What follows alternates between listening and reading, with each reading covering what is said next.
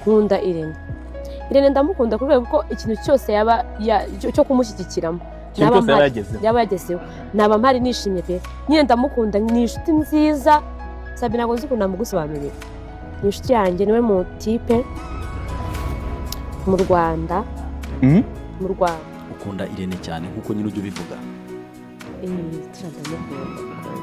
Ni ubona ari nako nawe bimeze se? Inshuti yanjye ndamukunda pe. Ntago nakubeshya, n'umuntu wanjye kurenza abandi bantu. Hari inshuti yanjye nkora nkubwira ko mfite inshuti yitwa Patina. Ndayikubwira. Shema Patina. Inshuti yanjye bitandukanye ko Irene rega nta n'inshuti yanjye. Ni inshuti yanjye magara, nta kintu na kimwe kiwe ntabanzi. Bo ntago ari 100% hari utuntu tuba turi primo of course. Ariko icyo ibyo nabimenye. Ngo inda yabaye kubiteye mu isoko mazi ndavuga ati siko mu nkubise mbaye iki. Ibirimo byabaye ko umukobwa mwiza Aisha. Twese twatunguwe n'ubuvyo yavuze ko we na Irene badakundana n'urukundo rw'abakunzi abo ko we na Mie Irene ari inshuti bisanzwe, inshuti magara. Ndetse ko ngo mbere hose Mie Irene yamwetse umukunzi wo mu Muriyi Liliane imbere yuko twebwe tubimenya. Aya magambo ye benshi muri twateye ubutaka bwose, abandi bavuga ko byose ari uburyo bw'amayeri yo kwitabara abantu bamwe bakoresha bashaka kwikura mu isoni no kwidefanda. Amakuru amwe namwe rero afite ibimenyetso yemeza ko ibyo Aisha yatangarije abanyamakuru ari gushaka kwikura mu isoni no gupfuka igisebe cy'umutima cyatewe n'uyu musore wamuteye indobo akajya gushaka umugeni mu Muriyi. Abazi kureba kure baravuze bati ntabwo wamenya n'imyaka wowe na Mie Irene mutiza umurindi nkuzu urukundo bibavugaho musohokana muryamana musangiye ubuzima. Nyuma y'ibyo byose ukaza kuvuga ko mwari mufitanye ubushuti busanzwe, benshi ntabwo babyemeye n'amagambo Aisha yavuze. Kubaza yo gucukumbura bavuga ko Murindahabi Irene na Inkindi Aisha batanye amateka n'ibihe byiza birenze kure cyane ibyo tubona mu video ya TikTok, Instagram na YouTube. Abantu kandi bakomeza bemeza ko kuba uyu musore Irene Murindahabi afite izina rikomeye mu itangazamakuru byamworoheye gutwara umutima w'uyu mukobwa Inkindi Aisha, kugeza ubwo bombi batangiye gukundana urukundo rukagurumana cyane, ariko ngo mwibanga ngo bikomeye cyane. Abazi kureba kure no kwinjira mu buzima bw'abandi rero bahamya ko kenshi na kenshi iyo uyu musore yabaga agiye mu mishinga ye cyane cyane hanze y'umujyi wa Kigali, cyane cyane mu bice by'Irubavu ndetse na za Musanze, nijoro bayakundaga kwerekeza mu hoteli kandi ngo ntiyabaga ari wenyine. Bemeza ko uyu mukobwa Inkindi Aisha uzwi cyane muri sinema nyarwanda nk'umukobwa w'umunyamahane cyane utagipfa gutsindwa. Ibyo baga kumwe nawe mu cyumba kimwe ngo bakishimisha cyane ngo kakava. Uko guhura kwabo mu mahoteli ntabwo byari by'akazi gusa, amakuru aragenda akagera n'aho avuga ko hari n'abigeze kubabuka bombi basohotse mu cyumba cya hoteli imwe mu zigezweho y'Irubavu mu masaha y'igicuku, bombi ngo mu maso yabo hagaragaramo akanyamuneza, bigaragara ko hari ibirori n'ibyishimo by'urukundo rwa nyarwo byari bibereye aho ngaho muri iyo hoteli nijoro. None se niba ari ubushuti busanzwe kuki kenshi na kenshi guhura kwabo kwabaga mu ijoro mu mahoteli ahenze, kandi bakaba baranze kugaragaza umubano wabo kugeza ubwo Mie Irene yatunguranye akafata icyemezo cyo gutangaza ubukwe n'undi muntu. Hano rero niho umwihariko w'ubusesenguzi bwacu uza gufata umwanya ukomeye cyane, ubwo Aisha yavugaga ko nta kintu na kimwe cyamutunguye. Abazi gusoma ibitekerezo barabibonye ko ari ikimenyetso cy'umuntu urimo kurwana n'agahinda k'imbere mu mutima. Kuki Murindahabi Irene yaba yarafite uyu mukobwa mwiza w'icyamamare, bakundana ubushuti busanzwe kandi bavugana umunsi ku munsi, hanyuma agafata indege akajya gushaka Liliane wo mu Muriyi. Benshi ntabwo babyumva uburyo Mie Irene yataye umukobwa bakundana Aisha akamusiga, akandi bafitanye ubushuti busanzwe bavugana buri munsi bagendana, ariko akamwirengagiza akajya mu Muriyi gushakayo undi mukobwa kandi bose ari beza ugereranije. Amakuru yacukumbuye avuga ko habayeho ibintu bikomeye cyane byatumye Mie Irene amwanga cyangwa se agira ibyo amwangira mu bana wabo, ari nacyo byatumye umutera icyo imvugo z'imihanda zitaga papu agahitamo kwigira mu mahanga. Imwe mu mpamvu ngo uyu Irene yaba yarangiye Aisha ngo ni umwuka w'amahane n'umujinya mu buzima bwa buri munsi. Inkindi Aisha azwi cyane muri sinema nyarwanda nk'umukobwa ukina amasene y'abanyamahane n'umuntu turahirana, kandi n'abazi kureba kure bavuga ko akenshi ibyo umuntu akina bafitanye isano n'imiterere ye mu buzima busanzwe. Mu byamenyekanye rero nuko ngo mu mubano wabo wibanga mu mahoteli Aisha yerekanaga gufuha gukomeye cyane bitewe nuko Mie Irene ari umugabo w'umunyamakuru utumira abakobwa n'abagore b'ibyamamare kuri channel yiwe. Aisha ngo ntabwo yabyakiraga neza cyane. Amakuru aragenda akagera naho agaragaza ko Aisha yamuteraga amahane menshi cyane buri gihe yabonaga hari umukobwa urimo kuvugana na Mie Irene. Iyo kamera y'amahane rero ngo niyo yateye ubwoba Irene, abona ko uyu mukobwa yamubera inzitizi muri business ze z'imyidagaduro, bituma ahitamo kumugira wo kwishimisha nyamwibanga, ariko mu mutima amushyiraho imipaka ikomeye cyane.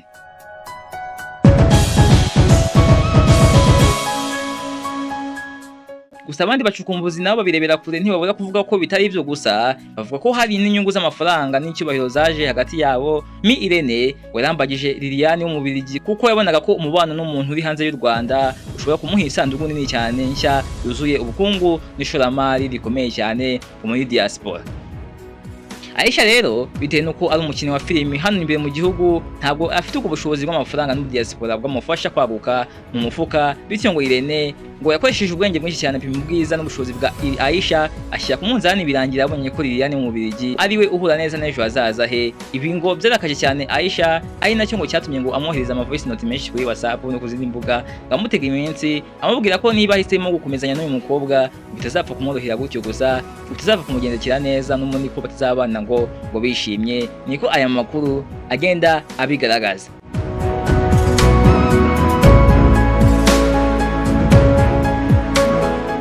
Gusa ibi byose bamwe babiheraho bemeza ko Irene haweho ubutse mu kwanga uyu mukobwa. Ibi bikaba bituma twinjira mu miterere y'umukobwa neza. Inkindi Aisha, uyu mukobwa Inkindi Aisha twese turamuzi, ndakeka nabivuze muri sinema nyarwanda ni umuntu uzwi nk'umuntu udakinishwa. Iyo akinnye abasunikana imiryango, atongana, arwana kandi agaragaza imbaraga z'umugore mu bintu byose akoresheje uburakari no gutongana no kutorohera abandi no kuvuga nabi atukana.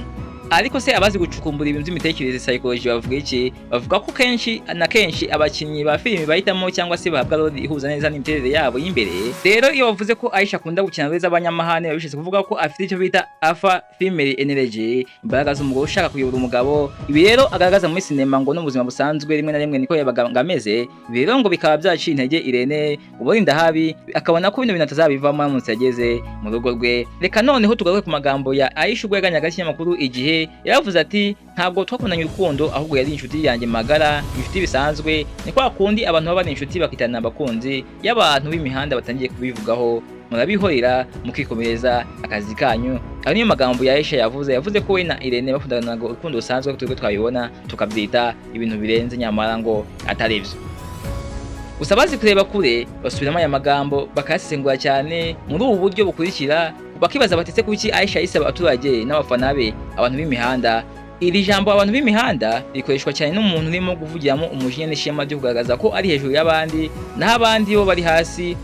Uwo mujinya wa Aisha ntabwo ari uwo kwanga abafana, ahubwo n'umujinya w'uko abantu b'imihanda bavumbuye ukuri kw'ibyo we na Irene bakoreraga mu mahoteli, none bikaba byararangiye asizwe iheruheru. Ikindi kandi Aisha yavuze ko amaze imyaka 2 afite umukunzi, gusa amakuru azava mu nshuti ze za hafi agera ku basesenguzi yavuga ko uyu mukunzi we imyaka 2 rero ashobora kuba ari umuntu w'agakingirizo cyangwa se umuntu wahimbwe mu magambo y'ako kanya kugira ngo Mie Irene nawe areke kumva ko ari we wakubise umutima wa Aisha akawusigana ibisebe. Abazi kureba bavuga bati niba Aisha amaze imyaka 2 afite umukunzi, kuki muri iyo myaka 2 yose yakunze kugaragara mu mafoto n'amashusho arimo gukina ndetse ahoberana aseka agendana n'uyu musore Mie Irene, kandi mu biganiro byose babaga bakoze bakanga guhakana urukundo rwabo ahubwo bakawutiza umurindi. Iyo myaka yose 2 yose Aisha avuga yuko afite umukunzi we, ntabwo yigeze aza atubwire yuko amufite koko, ahubwo yatwekaga yuko akundana na Irene. Bino bintu bikaba bituma bamwe bavuga ko bidashoboka ko umukunzi ari uwabaringa, ko ari uwo yahimbye, ko adahari by'ukuri. Ibi rero bituma abacukumbuzi bemeza ko uyu mukunzi w'imyaka 2 watangajwe vuba nka plan B yo kugaragaza ko Aisha nawe afite ubuzima buhamye, kugira ngo umuryango wa Liliane wo mu Bubiligi n'abafana ba Mie Irene batabona ko Aisha asigaye yashenguwe n'agahinda. Ibi ni amakuru avugwa n'abazi gusesengura mu buryo bw'ubwenge bukomeye cyane bw'abantu bacukumbura ibintu bya sinema n'itangazamakuru byo mu Rwanda babyitondeye cyane.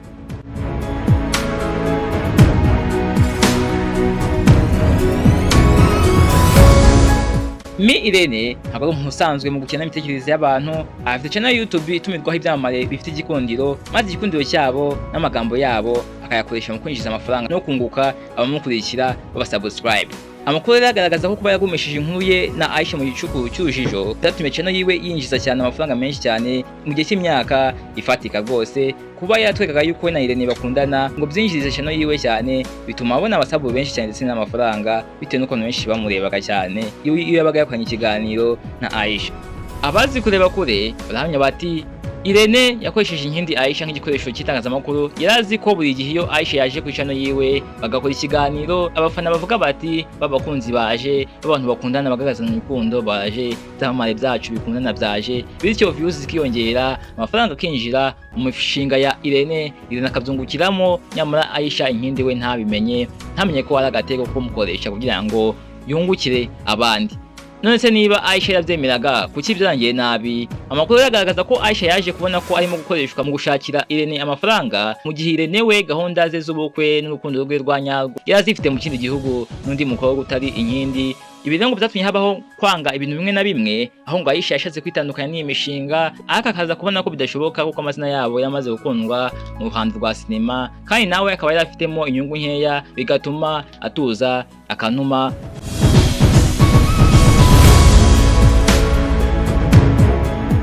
Abavuga ko bazi gutata n'ubungu bacyavuga uburyo hari hoteli imwe ihambaye bahwiragamo buri weekendi, ngo ndetse no kukwezi kwa kurangiye ngo barahuraga, ndetse ngo rimwe na rimwe bamaraga weekendi yose ngo babana mu nzu, bega ngo urukundo hagati yabo ngo rushyushye cyane, ngo bintu ngo bikomeye ngo cyane. Bivugwa kandi ko ngo Aisha yigeze gufata telefone ya Irene agasiba izina ry'umwe mu bakobwa beza cyane bari bafitanye umubano n'uyu musore, ngo bitewe no gufuha cyane ngo byamurenze. Abatasi kandi bakomeza bagaragaza ko ubukwe bwa Liliane na Irene bateguwe mu buryo bw'ibanga rikomeye cyane mu gihe cy'umwaka wose. Aisha akaba yaramenye amatariki kimwe natwe, ibi ngo bikaba byamuteye umujinya ukomeye cyane, bigatuma ashaka uburyo bwo kuzamza ubukwe ariko mu ibanga rikomeye cyane. None ubu ngubu akaba ibyo mu kwirukankamo cyane, ashaka gusenya buno bukwe bwa Liliane mu diaspora na Mie Irene, umuntu twemera rwose dukunda, umunyamakuru w'icyitegererezo.